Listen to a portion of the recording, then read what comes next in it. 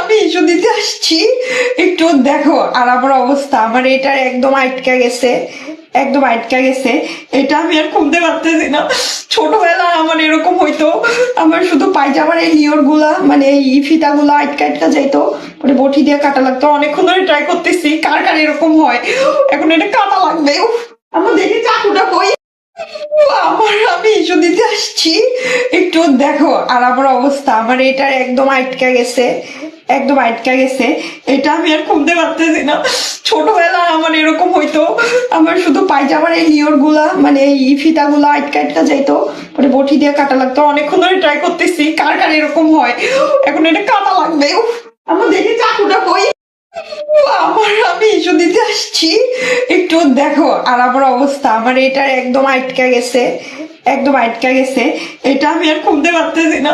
ছোটবেলায় আমার এরকম হইতো।